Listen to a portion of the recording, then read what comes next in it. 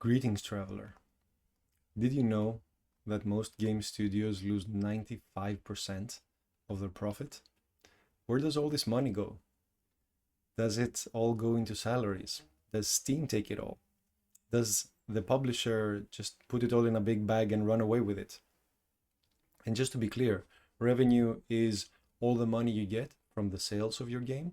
Profit is what you get to keep after all the costs have been counted out. So today we're going to look at how the revenue dilutes in a game project, who takes all this revenue, and what the biggest money sinks are in a game project. But most importantly, we will look at how you can avoid coming home with nothing after all this long time of hard work. My name is Xanthos. I've been working in the games industry for the last 13 years. I worked on 15 or so commercial titles. I've seen a lot of good and bad practices during my time there. And just to avoid you having to go through the same mistakes and hopefully learn the lessons without having to put all the time in it. And if you walk the path of making games, then this one is for you. So first, let me share a quick story that I got from a friend of mine the other day when we were talking about his game. He just sold it on Steam, and it had been in development for more than 4 years at this point. The game got lots of positive reviews, it got lots of wish lists. The initial sales were very strong, going for more than 100,000 sales in that first initial period. But it actually ended up with very, very little profit. And that got us into this conversation about how, in a seemingly ideal situation, it's very, very possible for all the profit of the game to be taken away by factors that you know, but are not immediately obvious in your mind. And they can sneak up on you and undo all the hard work you did over the years. So let's go and break it down. First of all, the biggest offender in this revenue dilution spiral is most likely the platform. Steam, Google Play, App Store, they all take 30% of your game revenue. This is something you can perhaps avoid. You can choose Epic Store or some other platform, but for most people, going with one of the big platforms is what ends up happening because of the reach and because of the unspoken promise that since all these platforms offer so many people to expose your game to, they are the obvious and automatic choice for basically all game projects. Another big offender here is the promotion that you have to do for your game. Since you made your game, somebody has to go out and tell people about it and hopefully get them to buy. So in most cases, that is going to be a publisher who will negotiate a part of your game revenue for all their help publishing, perhaps supporting your game development in the beginning with funding. Or perhaps you will go directly to an ad agency, you will negotiate the fee that they will need to promote your game.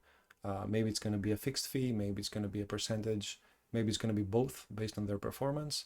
Similarly, for YouTubers, they might request a fixed fee to help you promote the game, or they might tie their rewards to the sales of your game. It really depends on what you can negotiate with them. So for most people, a good 30% is going to be taken away from the sales revenue, basically no matter what you do. Then, of course, we have taxes. So taxes can apply both for the company and the personal level. So if you're selling your game through your company, then that's going to be applied there.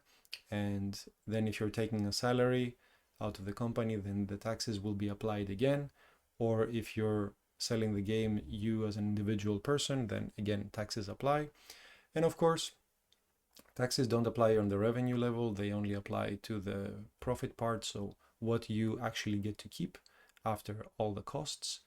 But still, in most places they are quite significant. They might vary from 30% depending on your situation, but for most people it's still a very significant chunk of your revenue being taken away. And finally, there is the issue of the game engine.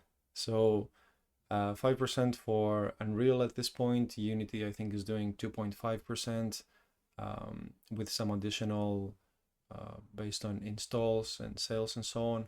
The details change, and I know that that's not taken from the beginning. This is only taken after you pass a certain threshold of units sold, but counted in together, it's something that you should also keep track of. And of course, the bigger you get and the more money you have to pay on salaries and promotion and so on, this is something that's going to be becoming more and more important as you plan ahead your profit for the game. So putting all this together, we get 95% of your revenue lost. And of course, as we said, you can adjust it, you can tweak it here and there, but this is very significant. It's so significant that depending on how you go about it, you could say that you have been working all this time for nothing. So we have said all these things, and we still haven't talked about salaries, licenses for software, rent for the office or for your home, and other charges. So putting that together, you can see how easily, if you don't plan for all this, you can end up not just not making any money, but being in the red, being in the negative after your very high quality game sold really, really well, even in that situation. So what can you do about it? Perhaps you could go to the Epic Store, like we said before. It only takes 12% from your revenue after all. Or you could self-publish.